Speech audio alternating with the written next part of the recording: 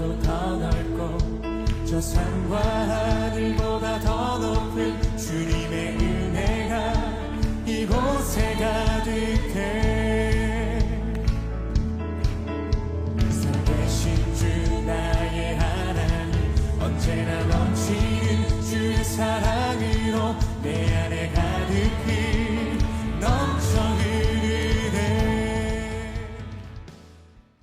잠언서 22장 28절 말씀, 신명기 19장 14절 말씀하고 똑같아요. 그래서 잠언서에도 나와서 잠언서에 있는 걸 같이 읽는 거예요.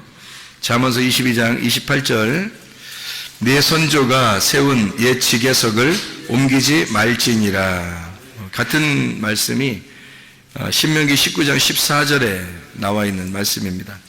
잠언서에 있으니까 그대로 그냥 잠언서를 가지고 잠언서 23장 10절 말씀도 한번 봐요. 옆에 있으니까 잠언서 23장 10절 말씀, 옛 지계석을 옮기지 말며 고아들의 밭을 침범하지 말지어다, 이렇게 되어 있습니다. 근데 고아들이란 말을 하고 그 다음에 지계석을 옮기지 말라는 그런 말을 하는 거 보니까 고아하고 또 연결되는 그런 말 같아요. 그죠? 고아들하고 또 연결되는 말 같아. 그래서 어디에가 연결되는 것 같아요? 그 지계석하고 고아하고 왜 연결이 될까? 고아는 어떤 사람을 고아라 그래요? 아버지 없는 사람을 고아라 그래요. 아버지 없으면 아무래도 불편할까요? 안 불편할까요? 불편하죠. 주눅 들어있고 불편하고. 또 남편 없는 사람을 뭐라 그래요? 과부라 그래요. 그러니까 고아하고 이렇게 짝을 이루어서 자꾸 나오는 단어들이 뭐뭐예요. 성경에서는 과부하고 나그네. 그래서 세 개가 3종 세트예요. 그러니까 고아, 과부, 나그네, 여기 세 개가 3종 세트로 이렇게 많이 나와요. 성경에서는 나그네는 집 없는 사람을 말하는 거고, 그리고 고아는 아버지 없는 사람을 말하고, 과부는 남편 없는 사람을 말해서 하나님은 이런 사람들을 이제 만나시려고 하는 거죠. 하나님이 이런 사람들에게 집 없으면 집 준다 그러고, 고아 아버지 없으면 아버지 준다 그러고, 아버지가 하나님 되신다 그러고, 그리고 이제 남편 없는 사람에게는 내가 너의 신랑이 되겠다, 이제 그런 이야기를 하게 되죠. 그래서 주님은 이렇게 3종 세트를 충분하게 채워주시는 분이, 이제 주님이 다 채워주시는 게 뭐냐면 나그네한테 내가 집이 되겠다 그러는 거예요. 내가 하나님의 집이 되겠다, 너는 하나님의 집으로 와라, 하나님의 집으로 초청하는 거죠. 나그네를. 고아는 아버지, 내가 아버지 되겠다 그런 얘기고, 또 과부한테는 내가 신랑 되겠다, 이제 그런 얘기를 하는 거죠. 그러니까 어떤 면에서는 그 예수님이 신랑 되고 아버지 되고 집이 되겠다 하는 그런 말들을 이렇게 들어보면 예수님은 주로 어떤 사람에게 이런 뭐 준다는 거예요? 뭐 누구에게 이런 긍휼을 베풀고 사랑하고 자비를 베풀고 이러죠? 예, 없는 사람. 그러니까 뭐가 없는 사람, 뭐가 결핍되고 없는 사람이에요. 그러니까 아버지가 없거나 남편이 없거나 집이 없거나 뭐 이런 사람들에게, 그러니까 이 세상에서는 어떤 사람이에요? 짓눌려 있는 사람이죠. 아무래도 이 세상에서 그러니까 세상적인 얘기가 아니에요. 뭐 어떤 사람은 어떤 남편 없으신 분이 있는데 엄청 승질도 고약하고 이런 사람이 있던데, 아니면 야 어떤 고아는 그냥 지 마음대로 살던데, 어떤 나그네 그냥 그 사람은 그냥 자기가 최고인 줄 알고 그냥 아무 데나 가서 함부로 행패해 버리고 이런 사람도 있던데, 이제 그렇게 우리가 봐서는 안 되고요. 그런 사람들은 이제 잘못된 거죠. 그런 말이 아니고 성경에서는 근본적으로 나그네, 고아, 과부 이 3종 세트는 불쌍한 사람을 얘기하는 거예요. 그러니까 비천하고 불쌍하고 없는 사람, 뭔가 이렇게 없는 사람, 이런 사람들에게 하나님은 자기가 그걸 채워주겠다, 내가 만나주겠다, 이제 그런 이야기를 하시는 거죠. 주님께서 말씀하시는 얘기들입니다. 그래서 땅 없는 나그네에게 땅을 주겠다, 또 남편 없는 자에게 내가 남편 되겠다, 아버지 없는 자에게 내가 아버지가 되겠다 하는 그런 말씀들이 이제 성경에서는 이게 처음부터 끝에까지가 사실은 그런 내용이에요. 그래서 이 3종 세트를 주로 이제 많이 주님께서도 사용하시고 또 구약에서도 이런 사람들만큼은 너희들이 함부로 대하지 마라. 이제 이런 이야기들을 이제 하는 거죠. 그게 성경에 나와 있는 그 핵심적인 얘기이기 때문에 그래요. 그 복음이기 때문에. 그 복음은 정말로 없고 비천하고 가난하고 억눌린 사람들에게 오는 것이 복음이기 때문에 그 복음을 잘 설명을 해야 되니까 그래서 이런 사람들을 함부로 대하지 말라고 원래부터 하나님께서 이렇게 말씀을 많이 하신단 말이에요. 성경에 이제 어떤 사람이 땅을 기업으로 받아요? 네, 마태복음 5장의 5절의 말씀에 보면 어떤 사람이 땅을 기업으로 받아요?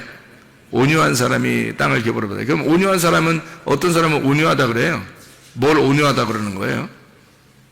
온유하다 그러면 우리 말로 말하면 뭐 조용하고, 그죠? 조용하고 착하고 뭐 이런 사람들은 땅을 많이 차지하게 될 것이다. 그럼 이제 땅이라고 하는 게 이제 부동산을 이야기하는 그렇게 생각하면 이제 착하고 선량하고 조용한 사람들은 이제 부동산을 많이 차지하게 될 것이다. 이런 생각들을 많이 하거든요. 근데 아니란 말이에요. 그런 성경에서 그런 얘기를 솔직히 하겠어요? 그렇게 뭐 근데 조용하고 착하고 이런 사람들은 뭐 사기도 많이 당하고 뭐 땅이 있긴 뭐 땅이 뭐였어요. 한 점 부끄럼 없이 살죠. 한 점 부끄럼 없이 땅 한 점 없이 사는 사람들이 상당히 많지. 그 온유한 사람들은 막 이렇게 뭔가 막 고집도 세고 다른 사람들을 막 이렇게 억지로라도 해서라도 자기 것 막 자기 거를 챙기려고 하는 자기 욕심을 많이 가진 사람들이 아무래도 땅도 많고 이 세상에서 그래도 많이 차지하게 되죠. 그러니까 성경에서 말하는 것들은 뭔가 좀 다른 얘기들이죠. 온유한 사람이 땅을 얻는다는 말은 온유한 사람을 성경에서는 뭐라 그래요? 온유한 사람을 성경에서는 온유한 사람이 어떻게 되는데 뭐 어떤 사람이 온유한 사람이라는 거예요? 복받은 사람이 온유한 사람이라는 거예요. 그러니까 복받은 사람이 온유한 사람이라는 거고 온유한 사람은 복받았다 그러는 거예요. 심령이 가난한 사람은 복받았다 그러죠. 복받은 사람은 심령이 가난해진다는 거 아니야. 그럼 애통하는 사람은 애통하는 사람이 복받았다고 복받은 사람이 애통한대요. 그러면 우리가 지금 생각하는 거하고 전혀 틀린 얘기죠. 그렇죠? 그러니까 심령이 가난하다는 얘기도 심령이 가난해진다면 복받은 사람이고 복받은 사람은 반드시 심령이 가난해진다라는 얘기예요. 심령이 가난하다는 얘기는 우리가 말씀 많이 나눠서 알지만 영적으로 가난한 걸 말하는 거예요. 영적으로 막 영적인 걸 구하는 거. 영적인 건 생명을 말하고 말씀을 말하니까 그 영적인 생명과 말씀 하늘나라의 것을 요구하고 그것을 차지하려고 하는 그런 사람이에요. 이 땅의 것을 요구하는 게 아닙니다. 그런 심령이 가난해진다는 것은 벌써 복이 있다는 거예요. 복이라는 영생 예수 그리스도가 그 사람에게 있으면 그러면 이제 이 사람이 그런 것을 요구하게 된다는 거죠. 그런 가난의 심령의 가난은 거지가 된다. 이런 얘기거든요. 진짜 거지예요, 거지. 심령이 가난하다는 말은 진짜 영이 거지가 됐다. 이런 의미예요. 영적으로 그것을 거지처럼 막 구한다. 그런 의미거든요. 애통하는 사람이 또 복이 있다고 복 있는 사람이 애통하게 된대요. 그 애통한다는 말은요, 펜테오라는 단어거든요. 펜테오라는 단어는 슬퍼한다는 말이고 애도한다는 말입니다. 이게 펜도스에서 온 단어예요. 슬픔, 애도라는 거예요. 그러니까 애도한다, 슬퍼한다 그런 의미거든요.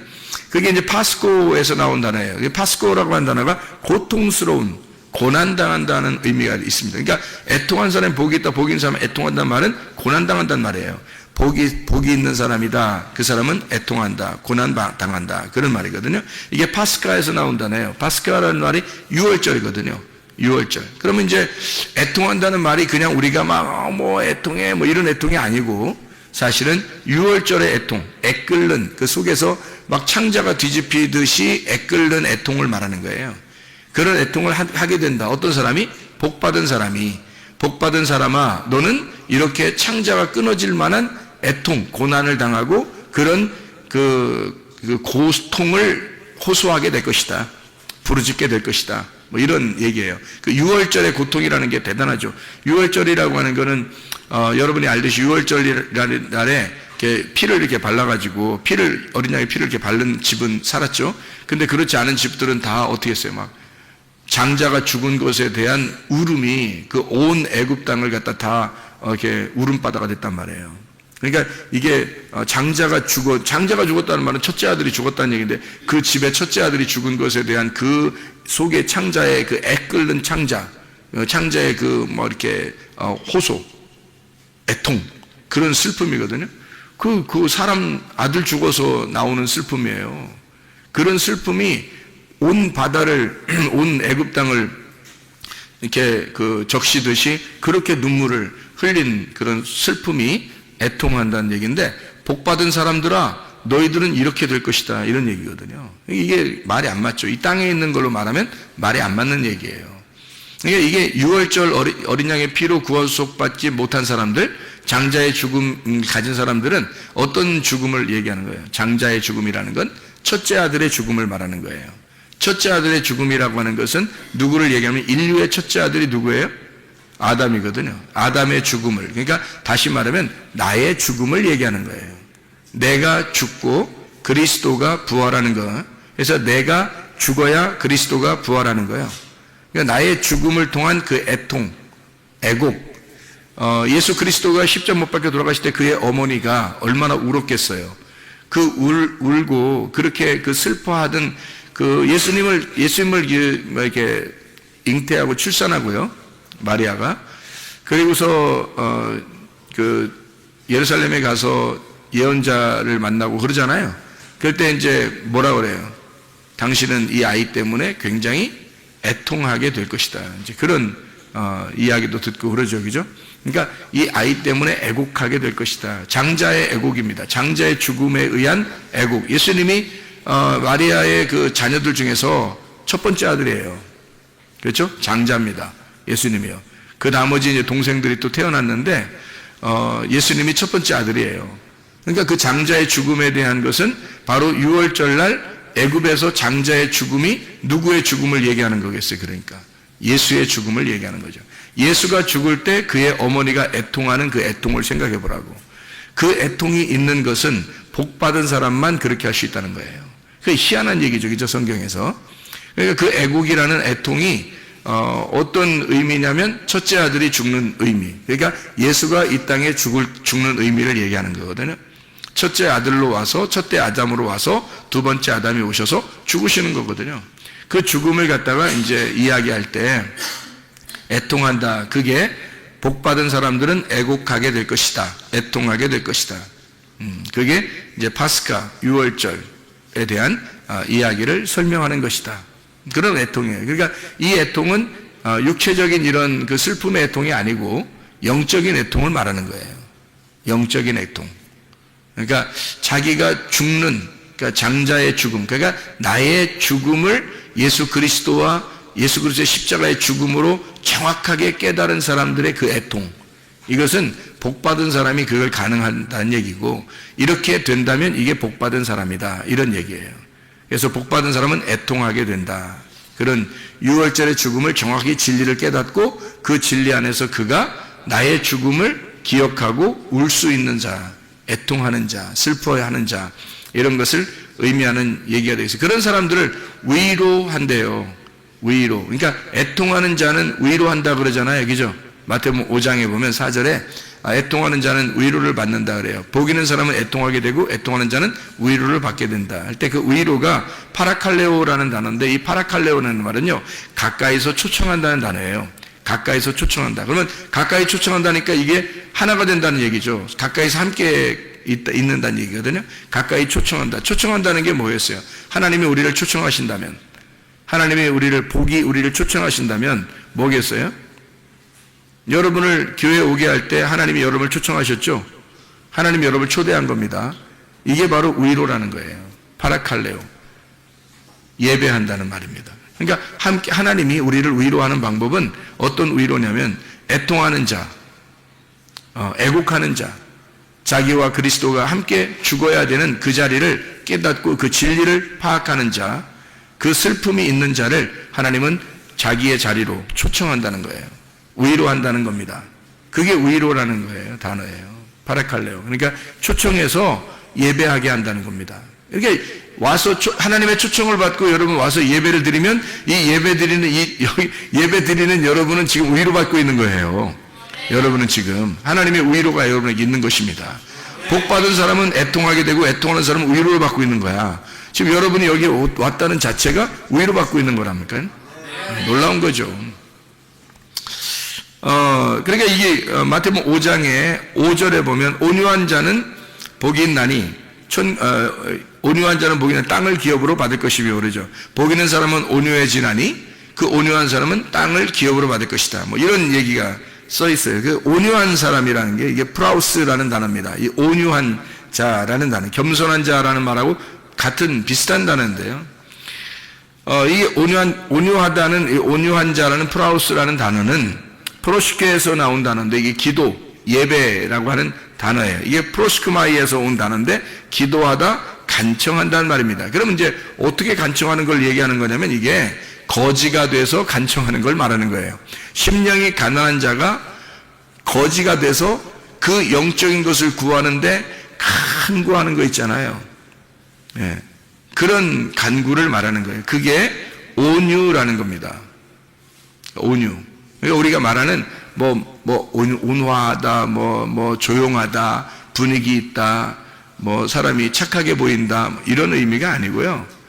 정말 간절하게 거지가 돼서 구하는 그런 자를 온유하다 그래요. 그러니까 성경에서 말하는 온유는 복 받은 사람만 가능한 거고, 이렇게 온유하면 복을 받는다는 얘기예요. 그래서 땅을 기업으로 받는다 그렇게 말하는 거거든요. 땅을 준다는 얘기입니다. 그러면 땅을 준다, 왜 땅을 준다고 그럴까 그럼? 왜 땅을 준다 그래? 온유한 사람에게? 그럼 온유한 사람하고 땅하고 무슨 연관이 있다는 얘기 아니에요, 그죠? 온유한 사람하고 땅하고 무슨 연관이 있는 거예요. 그러면은 땅을 준다고 그랬으니까 온유한 사람은 어떤 사람을 온유한 사람이라 그러는 거예요. 그러니까 거지니까, 가난하니까, 거지니까, 뭐가 없으니까 땅을 준다는 거야. 땅이 없으니까 땅 준다는 거야. 땅 없는 자, 집 없는 자, 땅 없는 자, 그걸 온유한 사람이라고 그러는 거예요. 그럼 이 땅을 얘기하는 걸까요? 아니면은 영적인 땅을 얘기할까요? 영적인 땅이 없어서 막 우는 자예요. 영적인 땅이 없어서 막 울고 그 영적인 땅을 달라고, 하늘의 땅을 달라고 막 애걸하는 사람 있잖아요. 하나님, 하늘의 땅을 주십시오. 이 땅이 아니에요. 온유한 사람 땅 준다니까 이 땅 얘기하는 거 아닙니다. 그 부동산 얘기하는 거 아니에요. 하늘에 있는 땅이에요. 그 하늘의 땅을 막 구하는 자예요. 그 복받은 사람이라는 거지, 사람이. 그 사람은 진짜 복받은 사람은 그렇게 한대요, 또. 복받은 사람은 그렇게 땅이 없어서 막 기도하는 자예요. 간구하는 자. 그 땅을 달라고. 예. 그렇게 간구하는 자에게는 땅을 주신다는 거야. 그 땅을. 땅이 누구야, 그러면? 예수 그리스도죠. 그 땅을 주신다는 거야. 그래서 하나님이 주신 그 땅, 하나님이 주신 그 땅의 경계표를 옮기지 말라는 거예요. 그걸 네 마음대로 옮기지 마라. 왜? 하나님이 주셨으니까. 하나님이 주신 거니까 하나님이 은혜로 주셨다는 거야. 하나님이 주신 거는 선물이잖아. 그러니까 네가 네 마음대로 옮기면 그게 율법이 되는 거죠. 그래서 네 마음대로 옮기지 말고 하나님이 주신 은혜대로 살아라, 그런 말이에요. 이게. 그래서 그 지계석을 옮기지 마라, 그렇게 이야기한 거거든요. 자, 우리가 성경 여기서 이제 몇 가지만 한번 찾아보고 마치도록 할게요. 민수기 12장 3절의 말씀에 보면 모세가 어떤 사람이라고 나와요? 온유한 사람이라고 나와요. 모세가 온유한 사람. 모세는 승질 한 번도 안 낸 사람이에요? 아니죠? 근데 모세를 온유한 사람이라고 하는 걸 볼 때 여기서 모세는 어디서 죽었어요? 모세는 어디서 죽었어요? 광야에서 죽었죠? 그러면 모세는 가나안 땅에 들어갔어요? 못 들어갔어요? 못 들어갔어요. 그러니까 가나안 땅에 들어가고 싶어서 그 땅을 자기가 차지하고 싶어서 굉장히 간구하던 사람이겠죠. 가나안 땅에 있는 땅을 내가 들어가면 좋겠는데요 하면서 계속 그랬잖아요, 모세가. 그죠? 그때 하나님 못 들어가겠죠. 왜? 모세는 율법을 상징하기 때문에 광야에서 죽어야 되거든. 근데 이 사람은 광야에서 계속 있었지만, 광야에 있었는데 광야가 자기 땅이 아니죠, 모세가. 그죠? 광야 자기 땅이 아니니까 늘 어딜 가고 싶었어요? 요단강 건너서 가나안 땅 들어가고 싶었단 말이에요. 그러니까 이 모세가 얼마나 애통하고 이렇게 고민하고 기도하고 하나님 나 저 땅 좀 가고 싶어요. 얼마나 그랬겠냐고요. 자기는 집이 없는 거예요. 광야에서, 그죠? 광야는 나그네가 있는 곳이잖아요. 나그네 자기 집이 없는 거야. 가나안 땅 들어가야 자기 집이 있거든. 그러니까 자기 집이 없으니까 굉장히 고민하고 있었던 그런 사람이에요. 그런 사람이니까 이 사람은 가나안 땅에 들어갈 사람이 아니니까 하나님이 그걸 막을 거니까 이 사람은 어떻게 고통받는 사람이지. 비천한 자가 되는 거죠. 하나님이 짓눌러버린 자죠. 그래서 이 사람을 온유하다 그러는 거예요. 뭐 착해서 조용하게 말해서 분위기가 있어서 온유하다 이렇게 말하는 거 아니에요.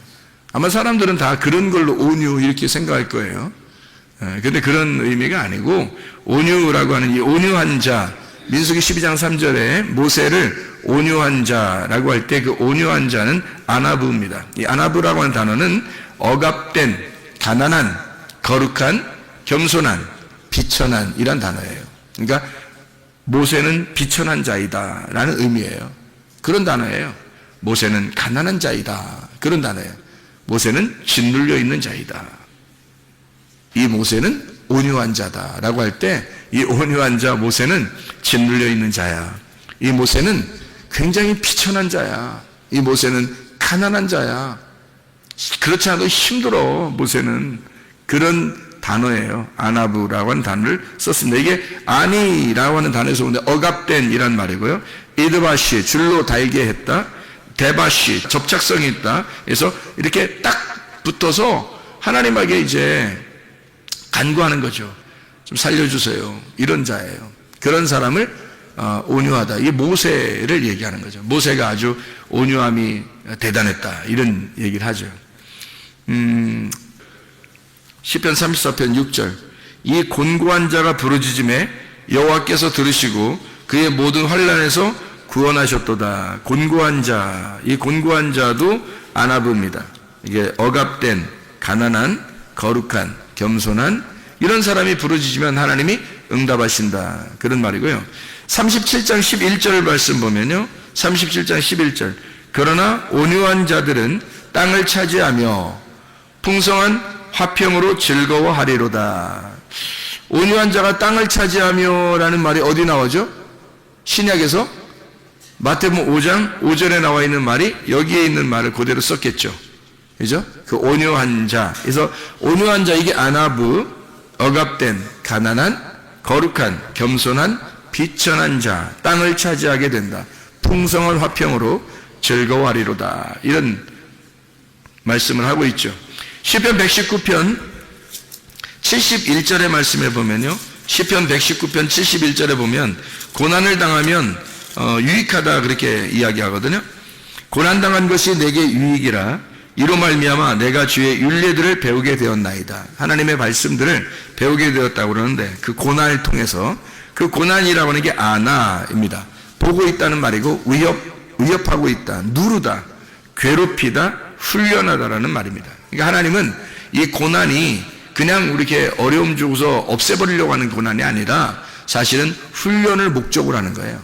훈련해서 짓눌러 버리는 거죠. 이 사람을 괴롭혀서 훈련하는 거예요. 하나님이 그걸 만들어내시는 걸 시편 119편 71 그러니까 그게 이제 하나님의 말씀을 배우게 되는 기회가 되었다. 그런 이야기가 되겠습니다.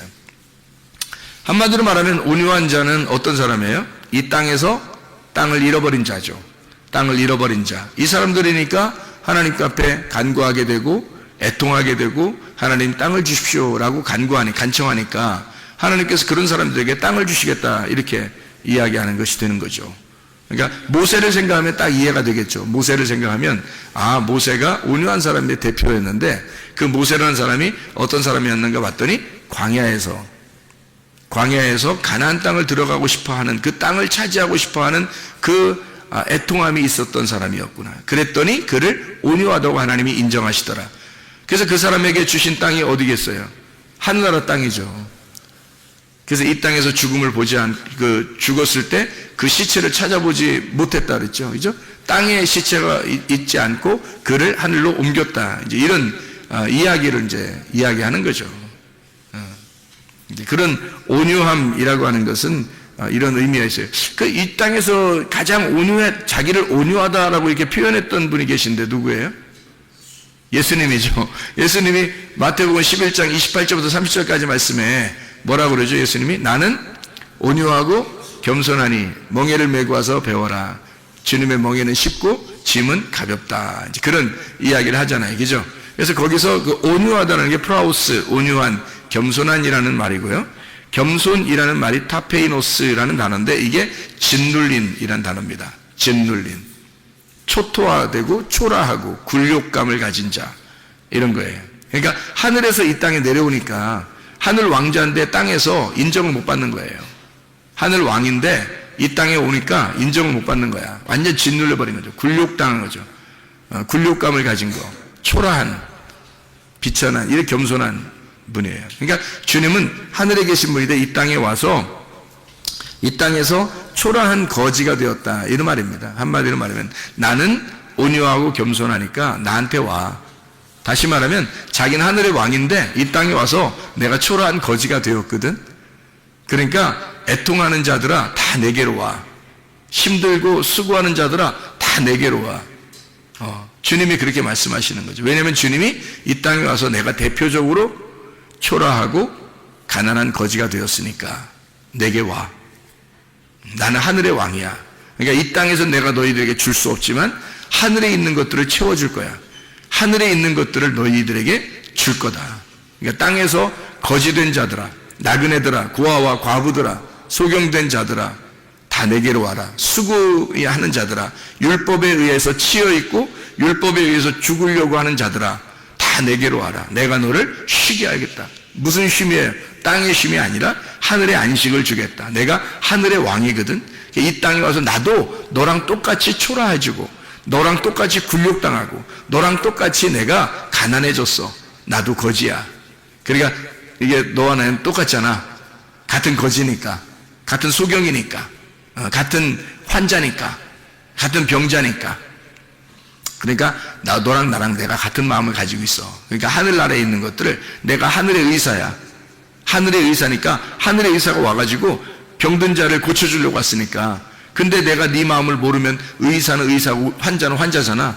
근데 예수님 오신 것은 환자로 오시는 거예요. 자기가 환자로 오시는 거예요. 그리고 하늘의 의사라는 거지 땅의 의사 아니잖아요. 땅의 것을 갖다 고쳐주려고 하는 거 아니잖아요.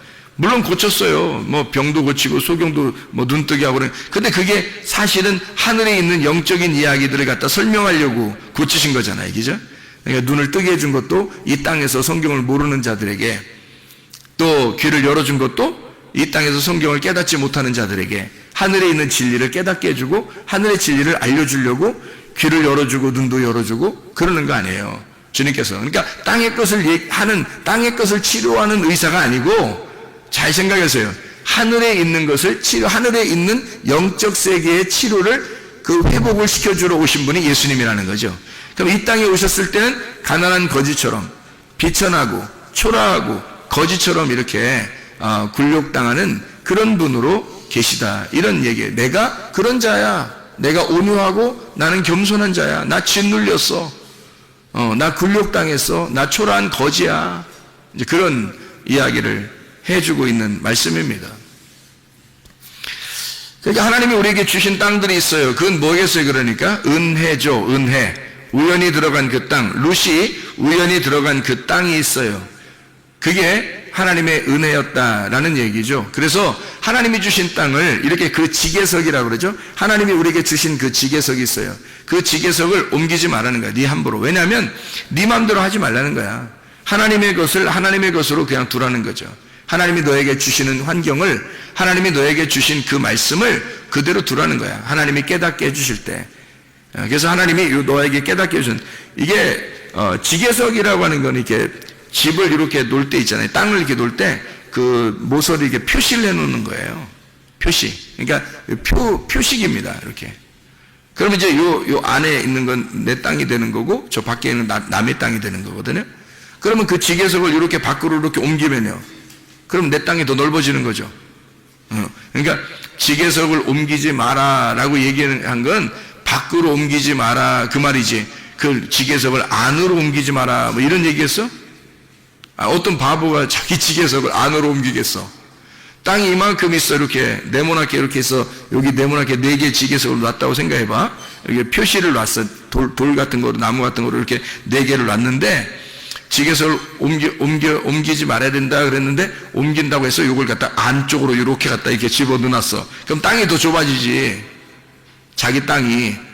또 더 옮기고 싶어서 더 옮겼어. 그러면 또 땅이 더 좁아지지. 이거를 밖으로 옮겨야지. 옮긴다면. 밖으로 옮기려면 이 사람이 밖으로 이렇게 1cm씩 11을 옮기면 10cm가 옮겨지는 거예요. 양쪽으로 10cm씩 옮기면 20cm가 옮겨진 거예요. 하루에 1cm씩만 옮겨도.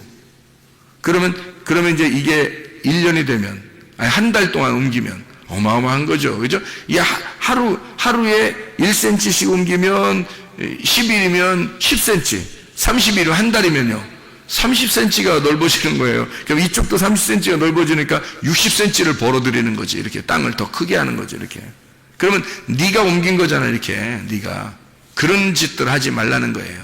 그러면 상대적으로 그 이웃의 땅은 어떻게? 좁아지겠죠? 이웃의 땅이 좁아지는 거예요. 내게 주어진 은혜를, 내 거 풍부하다고 해서 내 거를 갖다가 이게 밖으로 더 많아지려고 이렇게 옮기잖아요. 그럼 그걸 뭐라고 그러냐면 탐심이라고 그러는 겁니다. 탐심이라고. 그러니까 탐심을 부리지 말라는 거지. 이게 옮기면 더 넓어지잖아. 그러니까 탐심이죠. 그래서 그걸 탐심이라, 육신의 정욕, 안목의 정욕, 이생의 자랑, 먹음직 보암직 탐스럽게 하는 거. 그게 이제 탐심은 우상숭배. 그래서 그걸 뭐라고? 선악과. 그러니까 이것을 그렇게 옮긴다면 선악과. 그럼 선악과는 뭐를 갖다가 선악과라고 그랬어요? 율법. 그러면 율법이 요거의 어떤 그 표식이라고 했죠? 율법이 요거의 표식, 나를 이 안에서 자유롭게 만드는, 진리를 자유롭게 만드는 그 울타리란 말이에요. 그 율법이란 말이야. 이거를 넘어가지 마라 그 말이야. 요거를 넘지 마라. 너에게 주어진 그 율법 안에서, 그 안에서 자유해야 된다 그 말이거든요. 이것을 넘어가지 말라는 거지. 그러니까 우리에게 주어진 것들이 있어요. 환경들도 그렇죠. 우리에게 주어진 것들이죠. 나의 아내가 있을 거고 나의 남편이 있을 거란 말이에요. 그죠? 넘어가면 안 되겠죠. 그죠? 나의 자녀가 있을 것이고 나의 부모가 있을 거란 말이에요. 그걸 넘어가지 말라는 거죠. 그죠? 이거를 질서를 파괴하지 말라는 거고, 그리고 내게 주어진 것들을 넘어가지 말라. 뭐 이런 의미도 되겠죠. 그죠? 그래 내게 주어진 근본적인 것은 성경에서는 그 땅이라는 그 말씀을, 그 말씀 안에서 진리를 발견하라는 말이에요. 그 주어진 말씀 안에서 진리를 발견하라. 그래서 이 말씀이 지계석이에요. 이만큼 딱 여기 성경책 보면 이게 성경책 이렇게 네모나게 생겼잖아요. 이게 책이잖아. 이 성경책 이 자체가 지계석이라고. 이 지계석. 그러면 이 안에서 진리를 발견해야지. 이걸 넘어서서 다른 것으로 진리를 막 깨달으려고 하는 사람들이 있어요. 그죠? 성경책 말고 다른 거로 진리를 깨달으려고 뭐 다른 지식을 막 구하고 이런 사람들도 꽤 있거든요. 그런 진리는 하나님께서 요구하시는 게 아니란 말이에요. 이게 욕심이죠. 자기가 탐심이란 말이에요. 좀 더 나아 보이려고, 다른 사람에게 좀 자기를 자랑해 보려고 하는 그런 거지. 솔직히 말해서 진리는 성경 안에 있습니다. 이 율법이라는 이 성경 안에 이 지계석을 옮기지 마라. 이 지계석 안에 진리가 있다. 이 진리를 요 안에서 발견하라. 그런 말이거든요. 그래서 룻이라는 여자가 보아스를 만날 때 보아스가 룻한테 뭐라 그래요? 보아스한테 내 밭에서 다른 밭으로 안 가는 게 좋겠다. 그래요. 왜 그러냐면 룻이 그 밭을 들어갈 때 우연히 들어갔어요. 우연히 들어갔다는 말은 자기 뜻대로 자기가 생각해서 저기로 들어가야지 하고 자기가 막 이렇게 연구해서 찾아가지고 저긴 보아스야. 그러니까 내가 가서 보아스하고 만나야지 이러면서 들어간 이런 게 아니란 말이에요. 그냥 우연히 이삭을 주스러 들어갔는데 그 밭이 보아스 밭이었던 거예요. 그러니까 이건 하나님이 주신 땅이죠. 하나님이 우연히 은혜로 주신 땅이지 자기가 선택한 땅이 아니란 말이에요. 자기가 선택한 땅이 아니라 하나님이 주신 땅이란 말이에요. 이 세상에 여러분 살아가는 동안에 내 계획대로 내 뜻대로 막 결정하려고 하는 사람들도 있죠. 근데 그럴 때가 많이 있죠. 근데 내 뜻대로 내 생각대로 잘 안 될 때가 많죠. 왜냐하면 주변에 있는 것들이 나를 통제하는 거죠. 그게 지계석이란 말이에요. 나를 통제한다는 거죠. 그래서 딱 이렇게 이렇게 막아준다는 거죠. 이렇게. 그 안에서 진리를 발견하라는 거예요. 그 안에서 충분히. 그러니까 우리 교회라는 이 지계석이 이렇게 딱 있단 말이에요. 이렇게. 그럼 이걸 갖다가 여러분이 아유 교회 난 무시해, 교회는 아무것도 아니야, 교회 세상의 교회는 다 똑같지, 그러면서 자기 교회를 무시하고 아무데나 교회 이렇게 이러면 이 사람은 진짜 진리 깨닫지 못합니다. 쉽지 않아요. 왜냐하면 이게 교만한 거거든요. 탐심이에요. 욕심이라고. 그러니까 하나님이 주어진 이 은혜라고 하는 이 진리를 여기 하나님의 그 지계석 안에서, 율법 안에서, 교회 안에서 충분히 깨달을 수 있어요. 보아스의 밭 안에서 충분히 이삭을 주실 수 있단 말이에요. 충분히 이삭을 주시면서 먹고 살았어요. 그런데 보아스를 만난 거예요. 거기서. 그 밭에서 만난 거예요. 그리고 보아스는 그 밭을 떠나지 말라고 했던 거고. 그게 무슨 일인지 아시겠죠? 하나님이 주신 그 지계석을, 하나님이 주신 그 땅을, 그 은혜를, 우연히 주신 너에게 준 그거를 옮기지 마라 이거야. 네 마음대로. 그런 얘기가 되는 거죠. 그러니까 하나님이 그 주신 땅, 원래는 나오미서죠. 나오미서. 룻기서가 나오미서인데, 이 나오미라고 하는 여자가 원래 베들레헴에 살았었죠. 베들레헴에 살고 있다가 어디로 갔어요? 모압으로 갔어요. 모압으로 갔는데 남편, 아들 2명 다 잃어버렸어요. 그러니까 자기는 모압에서 살고 있었을 때, 그 살고 있을 때 어떻게 잘 살았는지 모르겠지만 하여튼 다 잃어버린 거예요. 다 잃어버리니까 이 마음이 어떻게 됐겠어? 이 마음이 고통스럽죠. 짓눌려 있죠. 가난하죠. 거지죠. 완전히 피폐해졌죠. 이 사람이. 그러니까 어떤 사람이 됐겠어요? 온유한 사람이 되는 거죠.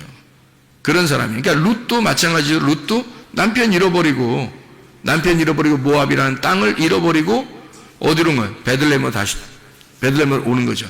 나오미가 원래 베들레헴에 살았었는데 모압에 갔다가 다 잃어버리고 다시 베들레헴을 올 때는 이게 생명의 떡의 집이 되는 거예요.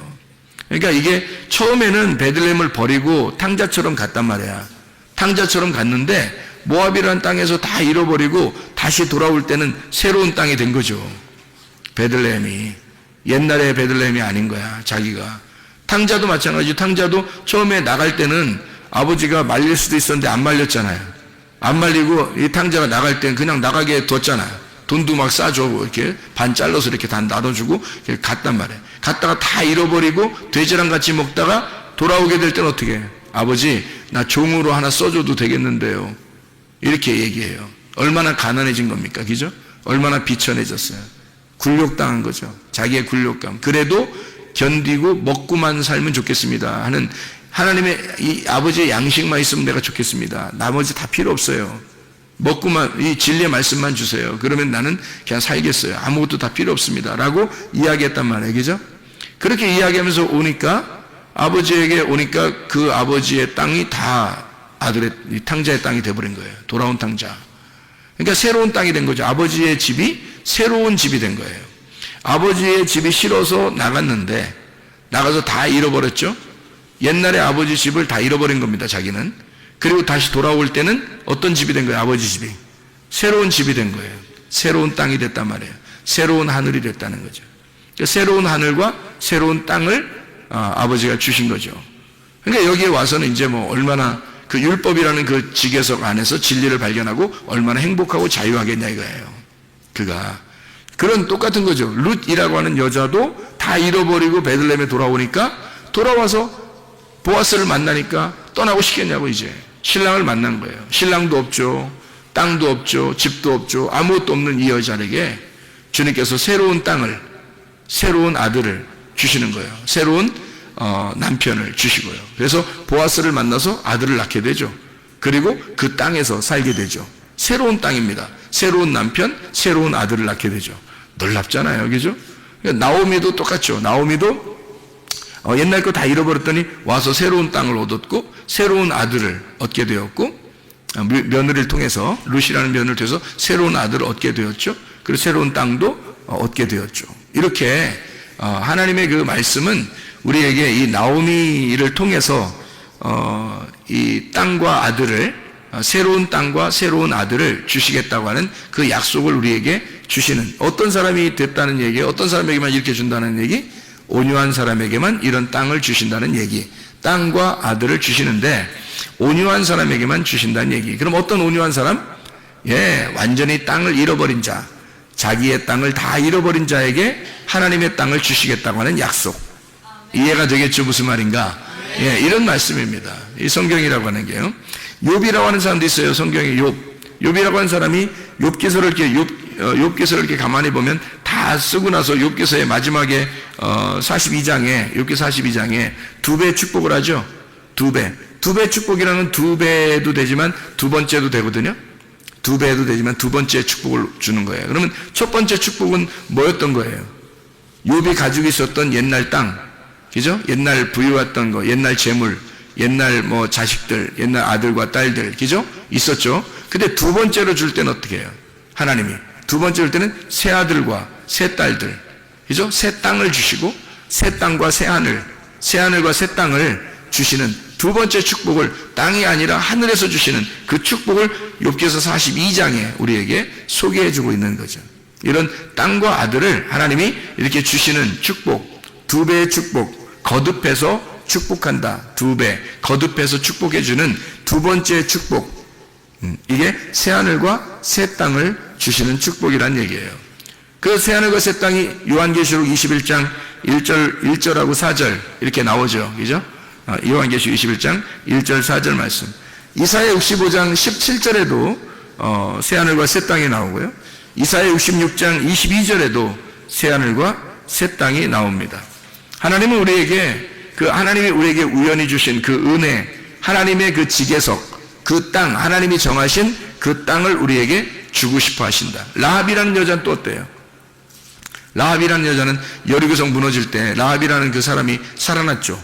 그 식구들도 살아났잖아요. 그럼 라합이라는 여자는 뭐 거기서 굉장히 뭐 대단히 인정받는 여자였을까요? 아니겠죠. 그 여자는 이렇게 성에 가면 이렇게 밑에 사는 게 아니라 막 이렇게 다락방에 살고 이렇게 위에 살고 이런 사람들은 이렇게 잘 사는 사람은 아니겠죠. 그러니까 이렇게 얻어서 사는 그런 사람이에요. 자기 땅도 아니고. 그게 이 여리고성이 다 무너질 때 이 사람은 새로운 여리고를 이제 주시는 거죠. 향기로운 그 여리고를 새로운 것을 주는 거예요. 이 이스라엘 백성들이 점령에 들어가서 하나님이 새로 이 사람을 살려서 이스라엘 백성과 똑같이 그 땅을 나누도록 그렇게 만들어 주셔서, 라합이라고 하는 이 여자는 유대인을 만나서 유다의 자손을 만나가지고 대단히 축복받은 여자가 되었죠. 그래서 라합이라는 여자를 통해서 나중에 예수님이 출산하게 되는 그런 그 예수님의 그 족보에 기록되는 놀라운 여자가 되었습니다. 그러니까 이것도 역시 그 옛 땅을 잃어버린 여자에게 새로운 땅을 주시겠다고는 하나님의 놀라운 새로운 땅과 새로운 아들을 주시는 하나님의 놀라운 역사, 이것을 우리가 보게 되는 거죠. 신명기 19장 우리 14절 말씀을 우리가 새벽 예배 때 같이 보았는데, 신명기 19장 14절의 말씀, 19장 14절 말씀 보면, 내 하나님 여호와께서 내게 주어 차지하게 하시는 땅, 곧 내 소유가 된 기업의 땅에서 라고 되어 있으니까 누가 준 땅이라고요? 주님께서 주신 땅, 주님이 주신 땅이라는 거예요. 아까 다 설명했죠? 그러니까 주님이 주신 우연한 기회에 하나님의 은혜, 우리가 그 계획한 땅이 아닌데 하나님이 주어주신 그런 땅이에요. 여러분이 우리 교회 나온 것도 여러분이 뭐 계획해서 처음부터 막 이렇게 한 게 아니라 하나님의 우여곡절 속에 이곳에 와서 예배 드릴 수 있도록 이렇게 만들어 주시는 것도, 이것도 하나님이 계획하신 거죠. 이게 우연한 기회에 하나님의 은혜가 여러분에게 작용한 것입니다. 하나님이 주신 땅이란 말이에요. 그 땅, 이것을 조상이 정한 내 이웃의 경계표를 옮기지 마라. 조상 때부터 내려오던 그 이웃의 경계표가 뭐겠어요? 율법이죠. 그 하나님의 말씀, 율법. 내려오던 그 모든 율법의 내용은 다 처음부터 어디서 내려온 거예요? 선악과에서 내려온 거죠. 그럼 선악과 안에서 뭘 발견하라는 거예요? 생명나무를 발견하라는 거죠. 그 안에서 생명나무를 발견하는 거지, 이것을 벗어나라는 얘기 아니에요. 아담과 하와가 선악과를 어떻게 했어요? 먹었죠. 먹어버리니까 이걸 벗어난 거란 말이에요. 선악과를 먹어버리니까 벗어나게 되고, 벗어나니까 쫓겨나게 된 거죠. 더 이상 에덴 동산을 차지하지 못하도록 만들었단 말이에요. 그러니까 생명나무로부터 멀어지게 만들었다는 거죠. 이 멀어지니까 이 사람들이 하나님 앞에 생명나무에 갈 수 있나요? 못 가죠. 왜냐하면 막아놨으니까 하나님이. 그러니까 하나님이 찾아가야 되는 거예요. 그래서 찾아오신 것이 바로 주님이셔요. 주님이 찾아오셨으니까 은혜라고 그러죠, 우리가. 그죠? 우리가 노력해서 한 게 아니라 주님이 찾아오셨다 그러니까 그걸 우연한 하나님의 은혜라 그렇게 말하죠. 내게 주어진 은혜, 내게 주어진 선물, 그걸 주님이 예수 그리스도라고 말하는 거예요. 그 예수님이 우리에게 찾아오셔서 그 은혜를 주신 그것을 너는 벗어나지 마라. 이것을 넘어가지 마라. 이런 얘기가 되는 거겠죠. 그러니까 여기 율법이라고 하는 선악과 너의 이웃의 경계표에서 여기에서 벗어나지 말고 이 안에서 진리, 이 안에서 생명의 나무인 진리의 말씀을 깨달아 알아야 된다. 이제 이런 말씀이 되는 거죠. 그러니까 이 안에서 발견해라. 그 말입니다. 자, 그럼 이게 이제 어떤 사람에게 땅을 준다겠다고요? 온유한 사람에게 땅을 준다겠다고. 그럼 온유한 사람에게 땅을 준다는 말은 어떤 의미를 가지고 있을까? 한 가지만 보고 우리가 마치도록 할게요. 창세기 23장 13절부터 창세기 23장 13절부터 20절까지 말씀인데요. 창세기 23장 13절부터 20절까지 말씀. 자, 여기에서 아브라함이라는 사람이 나오는데 이 아브라함이 그 백성, 그 땅의 백성이 듣는 데서 에브론에게 말하 이르되 당신이 합당히 여기면 청하건대 내 말을 들으시오. 내가 그 밭값을 당신에게 주리니 당신은 내게서 받으시오. 내가 나의 죽은 자를 거기 장사하겠노라. 에브론이 아브라함에게 대답하여 이르되 내 주여 내 말을 들으소서. 땅값은 은 400세겔이지만 그것이 나와 당신 사이에 무슨 문제가 됩니까? 당신의 죽은 자를 장사하소서. 아브라함이 에브론의 말을 따라 에브론이 해쪽 속에 듣는 데서 말한 대로 상인이 통용하는 은 400세겔을 달아 에브론에게 주었더니 마므레 앞 막벨라에 있는 에브론의 밭 곧 그 밭과 거기에 속한 굴과 그 밭과 그 주위에 둘린 모든 나무가 성문에 들어온 모든 해쪽 속에 보는 데서 아브라함의 소유로 확정된지라. 그 후에 아브라함이 그 안에 사라를 가나안 땅 마므레 앞 막벨라 밭 굴에 장사하였더라. 마므레는 곧 헤브론이라. 이와 같이 그 밭과 거기에 속한 굴이 해쪽 속으로부터 아브라함이 매장할 소유지로 확정되었더라. 이렇게 되어 있거든요. 그럼 이게 이제 창세기 23장 13절부터 20절까지 말씀에 왜 아브라함은 에브론에게서 이렇게 땅을 샀을까요? 왜 땅을 샀을까요? 땅값을 후하게 쳐준 거예요. 땅값을 후하게 쳐서 그걸 땅을 산 거거든요. 값을 치르고 우리를 산 거죠. 주님이 우리가 땅을 차지하게 하려고 주님이 우리를 위해서 대신 값을 치러준 거죠. 그렇죠? 그러면 이 후한 값을 치르고 우리를 땅을 차지하도록 만들어. 그러면 그 땅이 어떤 땅이라고 여기서는 말해요? 이 아브라함이 어떤 사람이기 때문에 여기 땅을 산 거예요. 땅이 없어서. 그죠?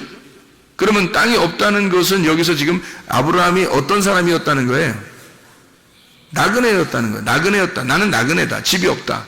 집이 없으니까 나는 뭐 천막 하나 치면 내가 집이고 그냥 뭐 천막 걷어서 저쪽으로 옮기면 저기가 내가 그냥 잠자는 곳이고 뭐 이렇게 생각했는데 아니 아예 그냥 그 죽은 부인을 위해서 거기다가 집어넣어야 되니까 그 땅 안에 집어넣어야 되거든요.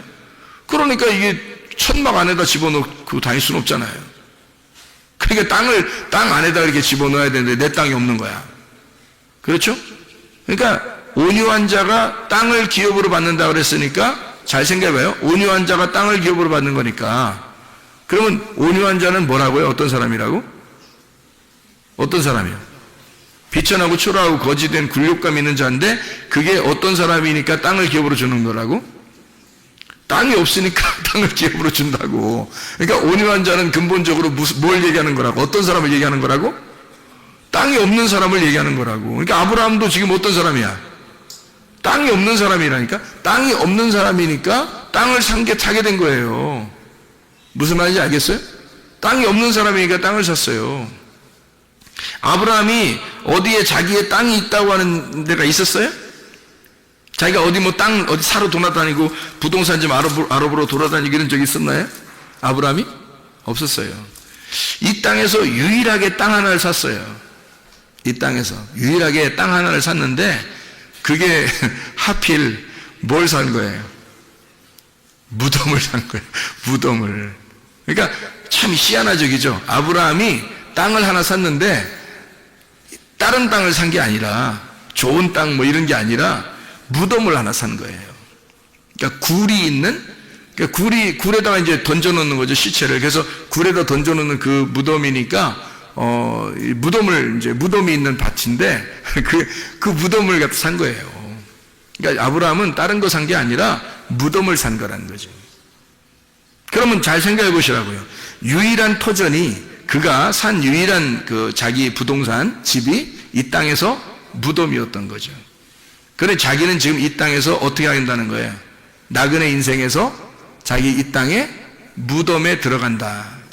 그죠? 자기 아내도 그 무덤에 들어가게 하고 자기도 그 무덤에 들어가게 될 것이다.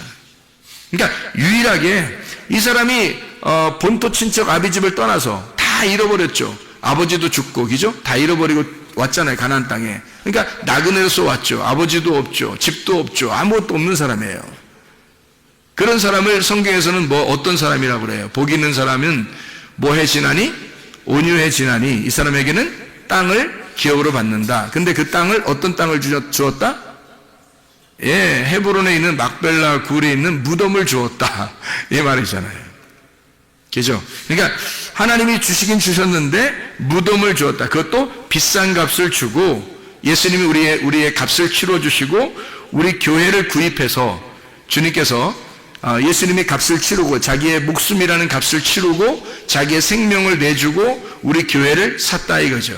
그러면 그 무덤이 어떤 곳이에요? 무덤이라고 하는 것은 어떤 곳이에요? 죽은 사람이 들어가는 곳이죠. 죽은 사람이 들어가서 문을 닫으면 저쪽 무덤 밖에는 어떻게 되는 거예요? 여기서 무덤으로 들어가는 건 죽은 사람이 들어가는 거고 무덤 저쪽 편에는 부활해서 가는 편이죠. 그죠? 그러니까 이쪽에서는 무덤 죽어서 들어가는 곳이고 무덤 끝에는 부활해서 나가는 곳이란 말이에요. 그걸 무덤이라 그러는 거예요. 성경의 무덤은 죽음과 부활의 장소예요. 그래서 예수님 시체를 무덤에 집어넣고는 문을 닫았죠.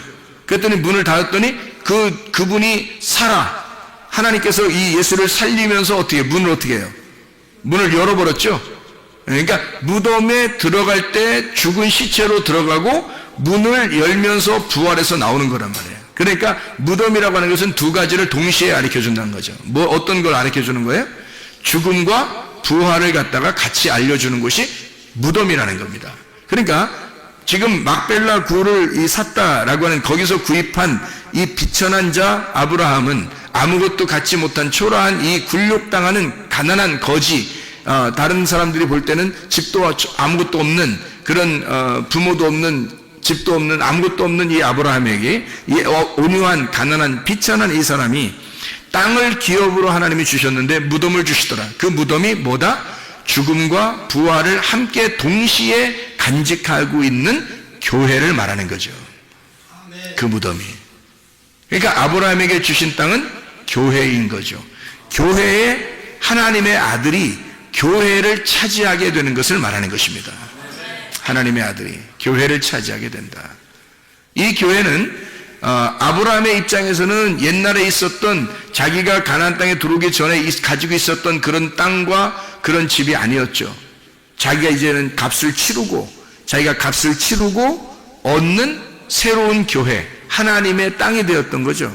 이게 새하늘과 새 땅이 된 거죠. 그래서 이 새하늘과 새 땅을 차지하게 되고 여기서 자기가 죽어 새하늘과 새 땅에 들어간다고 하는 그 약속의 언약을 받는, 하나님의 말씀의 언약을 받는 놀라운 장소, 그게 교회입니다. 여러분에게 이런 교회에 여러분 오신 것을 환영합니다. 여러분 애통하는 자는 위로를 받는다 그래요. 하나님께서 여러분 이곳에서 주님을 만나 예배할 때 그 예배하러 여러분을 예배하게 하기 위해서 여러분을 초대하신 하나님은 그것이 위로라고 말씀하는 겁니다.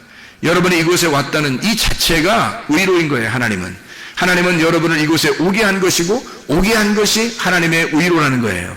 하나님의 위로를 충분히 받으셔야 합니다. 이곳에 오면 하나님의 교회, 우리가 이 땅을 차지하게 하는 하나님의 아들로 이 땅을 차지하게 해서 진정한 새 하늘과 새 땅이 되는 예루살렘, 새 예루살렘인 교회가 이곳에 세워지는 것입니다. 하나님의 놀라운 집, 하나님의 집, 새로운 하늘과 새로운 땅인 하나님의 교회라는 집, 이 교회를, 이 땅을 주시는 거죠. 어떤 사람에게? 온유한 사람에게, 내 땅이 없는 사람에게, 내 집이 없는 사람에게 이 땅을 주시는 거죠. 하나님은 이 교회가 여러분의 집이 되기를 원하시는 거예요. 기도하겠습니다.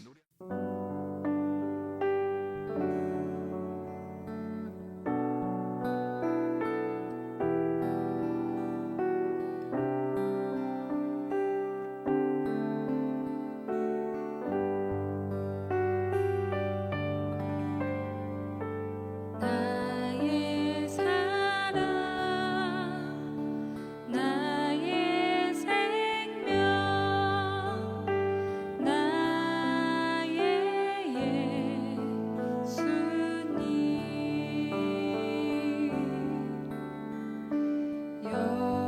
영원토록 정성 다해